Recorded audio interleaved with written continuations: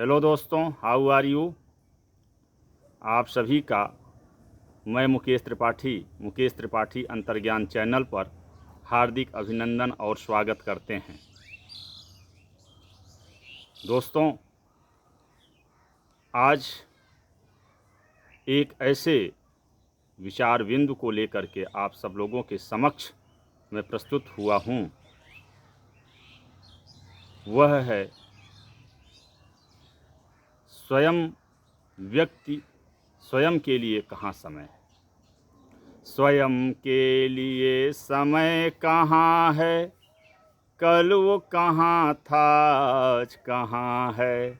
स्वयं के लिए समय कहाँ है। भौतिकता की होड़ मची है, नैतिकता चहुओर घटी है। क्या खोजे जो पास नहीं है, स्वयं के लिए सांस नहीं है। स्वयं के लिए उसके पास समय नहीं है। आज के मानव के पास वह तमाम दुनियादारी, तमाम समय संघर्ष करता रहता है कुछ संग्रह करने के लिए। नश्वर है जग की ये माया, नूर उसी का सब में समाया। नश्वर है इस जग की माया, नूर उसी का सब में समाया। जिसके पीछे भाग रहा है, करवट बदले नींद नयन ना, करवट बदले नींद नयन ना। सारी रतियाँ जाग रहा है, सारी रतियाँ जाग रहा है। रात रात को लोग बेचैन जागते हैं, नींद नहीं आती। बड़े बड़े शहरों में धनार्जन के लिए, तमाम भौतिक सुख सुविधाओं के लिए लोग सो नहीं पाते। सब कुछ उपलब्ध होने के बावजूद भी जैसे कुछ अप्राप्त है, कुछ टूट रहा है, कुछ बिखर रहा है, कुछ छूट रहा है। व्यग्र है व्यक्ति, और उस व्यग्रता ने ईश्वर का वरदान, प्रकृति का वरदान, नींद और भूख दोनों को चुरा लिया है। हरण हो गया है दोनों। और नींद प्रकृतिस्थ है, ये ईश्वरत्व है, यह ईश्वर का एक वरदान है। नींद का आना, भूख का लगना, हंसना, बोलना, सुनना, ये सब ईश्वरीय वरदान हैं। और ईश्वरीय वरदान मानव को प्राप्त हैं, सभी जीवों को लगभग प्राप्त हैं। किंतु मानव सो नहीं रहा है, भाग रहा है। सड़क पे देखो तो भाग रहे हैं, मोटर गाड़ियां भाग रही हैं, पता ही नहीं चलता लोग कहाँ दौड़ रहे हैं। और किसी से बात करो तो कहते हैं व्यस्त हैं, समय नहीं है। न परिवार के लिए समय है, न समाज के लिए समय है, न राष्ट्र के लिए समय है, और तो और स्वयं अपने लिए समय नहीं है। कितने दूर हो गए हैं अपने ज़िंदगी से, कितने समय हो गए स्वयं के पास बैठे हुए। स्वयं से बतियाने के लिए समय नहीं है। स्वयं से बात किए हुए कितने अरसे बीत गए, कितनी सदियां बीत गईं। वक्त नहीं, वक्त नहीं। तो इसी पे ये लाइन मैंने लिखी थी कि भौतिकता की होड़ मची है, नैतिकता चहुओर घटी है। व्यक्ति नैतिक कैसे रह पाएगा, क्योंकि यह उपभोगवादी संस्कृति, यह भौतिकतावादी संस्कृति व्यक्ति को व्यक्ति से दूर कर दिया है, व्यक्ति को स्वयं से दूर कर दिया है। और पता ही नहीं चलता किसके पीछे भाग रहा है व्यक्ति, किस सुख के पीछे भाग रहा है। अगर उसके निष्कर्ष में जाएं तो किसी को धन की चाह है, कोई भौतिक वस्तुओं की चाह रख रहा है, और उन कामनाओं की पूर्ति इसलिए करना चाहता है जिससे सुख की प्राप्ति हो जा सके। और सुख जो आधारित है कामनाओं की संतुष्टि पर, कामनाओं की प्रतिपूर्ति पर, उपभोग पर। अब उपभोग के लिए संसाधन चाहिए, और संसाधन स्वयं नश्वर है। तो जब आधार ही उसका शाश्वत नहीं है, तो सुख कैसे शाश्वत हो सकता है। और इसी चिंतन धारा को लेकर के हमारे प्राचीन मनीषियों ने, हमारे उपनिषदों ने, हमारे प्राचीन धर्म ग्रंथों ने ऐसे धार्मिक देशनाएं प्रसारित किया, ऐसी धार्मिक मान्यताएं प्राप्त हुईं जो जीवन शैली के रूप में जनमानस के समक्ष प्रस्तुत हैं। उन्होंने कहा, हमारे वेदांत में मिलता है कि जीवन के क्या लक्ष्य होने चाहिए, और इसके लिए दो मार्ग मिलते हैं, श्रेय और प्रेय। श्रेय क्या है? जो श्रेष्ठ है। व्यक्ति किसको चिंता है? प्रेय क्या है? जो प्रिय है। भौतिक पदार्थ प्रिय हैं, सांसारिक पदार्थ प्रिय हैं, और प्रेय चूंकि सांसारिक है, लौकिक है, इसलिए नश्वर है। कामनाएं लौकिक हैं। उनको लगता है, लोगों को लगता है कि भौतिक पदार्थों की प्रतिपूर्ति हो जाने से, धन की प्राप्ति हो जाने से, सांसारिक ऐषणाओं की पूर्ति हो जाने से, अभिप्साओं की पूर्ति हो जाने से सुख मिल जाएगा। ऐसा लगता है कि प्रिय हैं। प्रिय क्या है? जो प्रिय हो, जो अच्छी लगे। और जरूरी नहीं कि जो चीज़ें अच्छी लगती हैं वह अनंत हों, वह अनंत सुख प्रदान करने वाली हों, वह अनंत शांति प्रदान करने वाली हैं। और ये भौतिक जगत जो स्वयं नश्वर है, यह भ्रम है। भ्रम का अर्थ यहाँ यह है, जैसा हमारा वेदांत कहता है, कि जब तक हम जागतिक स्तर के चेतना पे विद्यमान हैं तब तक जगत सत्य प्रतीत होता है, किंतु पारमार्थिक स्तर पर यह भ्रम दिखलाई पड़ता है। तो व्यक्ति स्वयं के लिए समय नहीं है। कितने अरसे हो जाते हैं लोग अपने परिवार के साथ बैठ कर के चाय पीते हुए, बातें करते हुए, खाना खाते हुए। तमाम ऐसे लोग हैं, जब शाम को ऑफिस से आते हैं तो बच्चा सो चुका रहता है, निद्रा में रहता है, और जब जाते हैं तो भी वह निद्रा में ही होता है। और आप सोचिए, अपने बच्चे की उंगली को पकड़ करके पिता चलाता है, भाई परवाह करता है, और समय नहीं है अपने परिवार के साथ, अपने बच्चों के लिए, अपने लिए। और तमाम लोगों के पास चाहे तो समय मिल सकता है, किंतु जिजीविषा इतनी जाग गई है, इतनी आकांक्षाएं बलवती हो गई हैं कि वो रुक नहीं सकते, जोड़ने में लगे हैं। कितना अर्जन कर लें, अर्जन में लगे हुए हैं, और जिंदगी बेखबर होती चली जा रही है। तो प्रेय का मार्ग यह है। प्रेय का मार्ग एक ऐसा मार्ग है जो बंधन की ओर ले जाता है। भौतिक वस्तुओं के प्रति लालसा तमाम कषायों को उत्पन्न करेगा, लोभ मद मोह को उत्पन्न करेगा, और भौतिक ऐषणाएं कभी खत्म नहीं होती। एक इच्छा खत्म हुई, दूसरी चाह बलवती हो जाती है, और उस चाह की प्रतिपूर्ति में व्यक्ति मशीन की तरह दौड़ रहा है। और दूसरा मार्ग है श्रेय का मार्ग, जो भारतीय मनीषा में श्रेष्ठता का मार्ग कहा गया है। श्रेय एक ऐसा मार्ग है जो श्रेष्ठ है, जो पारलौकिक है, जो दिव्य है, जो आनंद की अनुभूति कराता है, परमानंद की अनुभूति है जिसमें। और ये जो प्रेय है, यह निजीकरण का स्तर है, यह स्व का निजीकरण का स्तर है। जैसे एक व्यक्ति बाइक लेता है, मकान बनवाता है स्वयं के सुख के लिए, और एक व्यक्ति धर्मशाला का भी निर्माण करता है तो पर सुख के लिए। तो प्रेय जहाँ स्व के लिए है वहाँ श्रेय, प्रेय जहाँ स्व के लिए है वहाँ श्रेय पर के लिए है, परमार्थ के लिए है। पारमार्थिक दृष्टि उसमें छिपा हुआ है। और जब यही प्रेय विराट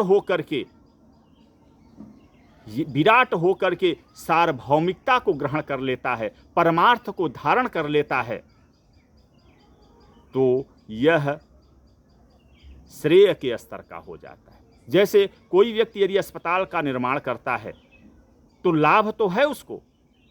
कोई व्यक्ति मार्ग का निर्माण करता है तो लाभ तो है, किंतु अगर अस्पताल के निर्माण करने से कई ऐसे विपन्न लोगों के, कई ऐसे दीन दुखियों के परमार्थ में इलाज हो जाए,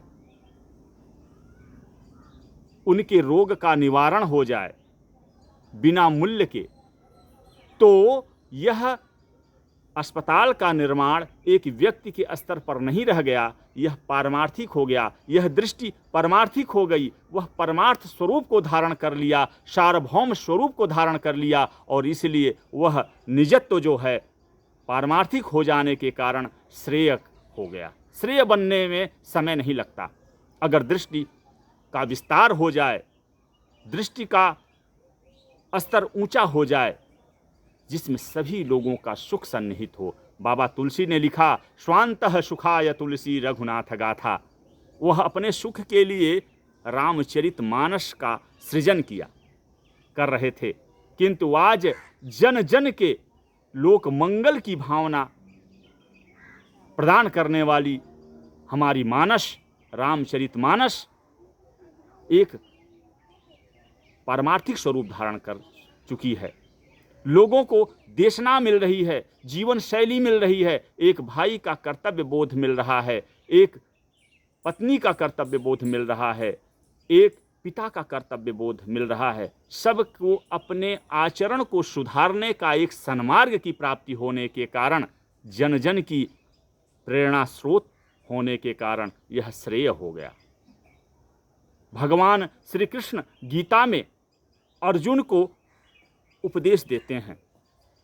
वहाँ अर्जुन दुखी हैं, उनके मन को शांत करने के लिए, व्यग्र मन को शांत करने के लिए दिशा बोध देते हैं, और मधुसूदन विराट स्वरूप धारण करते हैं, किंतु वह उपदेश आज परमार्थ का स्वरूप धारण करने के कारण आज गीता से लोग अपने अंतर्द्वंद को समाप्त कर रहे हैं, अपनी व्यग्रता को मिटा रहे हैं। एक एक सूत्र में अनंत भंडार छुपा हुआ है, ज्ञान की अथाह राशि छिपी हुई है, जिसको पढ़ करके लोग अपने जीवन को सद्मार्ग की ओर ढाल रहे हैं। वह पारमार्थिक स्तर की गीता के उपदेश, श्रीमद् भगवत गीता के उपदेश आज श्रेय का स्वरूप धारण कर चुकी है।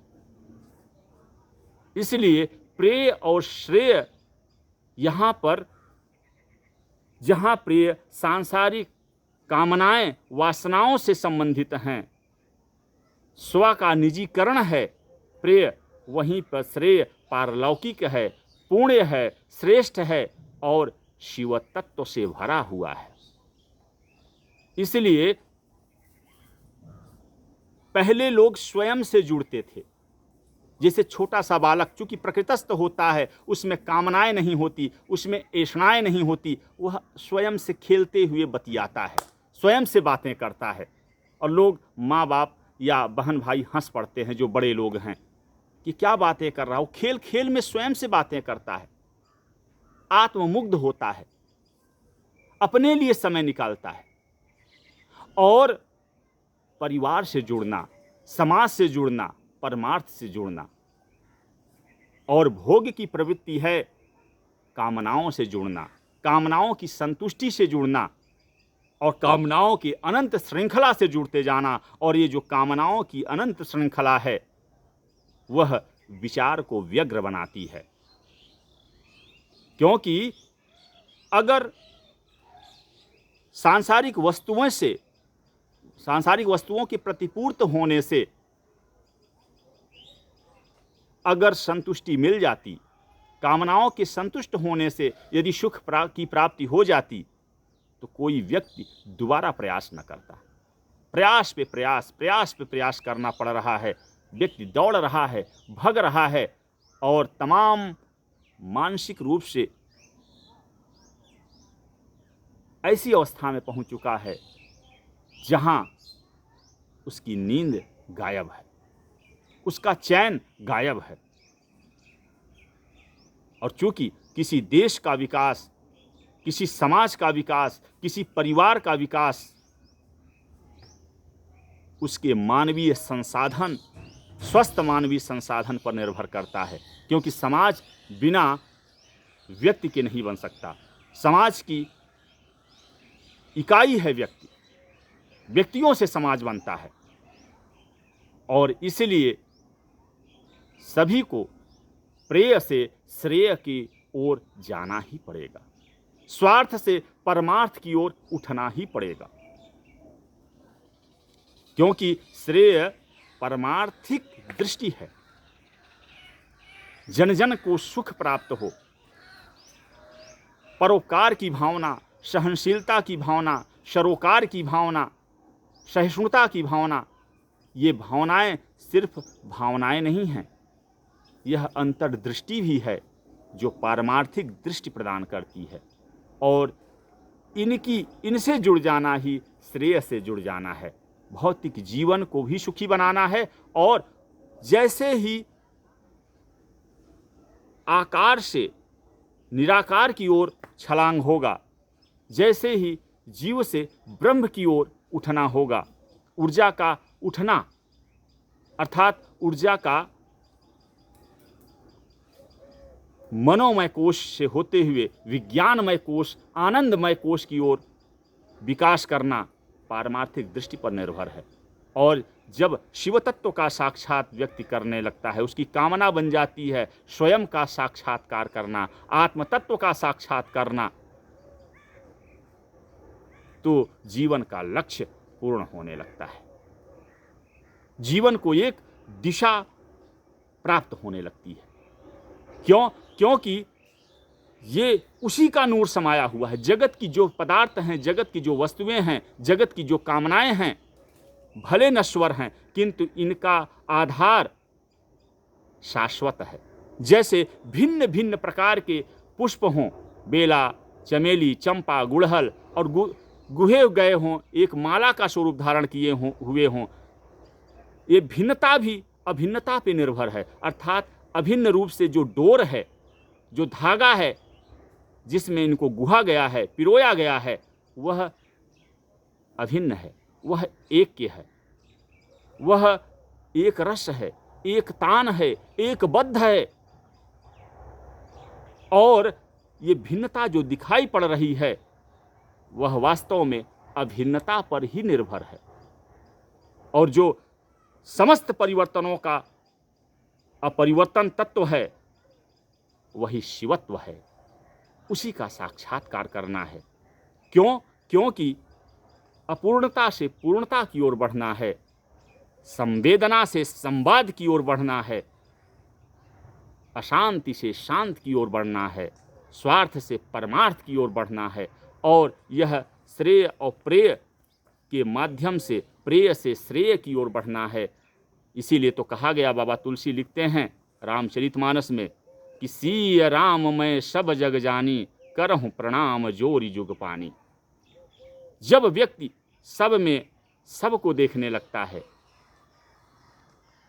एक में सबको देखने लगता है और सब में उस एक तत्व को देखने लगता है, तो यह समग्र दृष्टि है, यह समष्टिगत दृष्टि है। यह व्यष्टि के ऊपर से समष्टि की ओर छलांग है, और जो व्यष्टि से समष्टि की ओर छलांग है यह पारमार्थिक दृष्टि है और स्व की खोज है।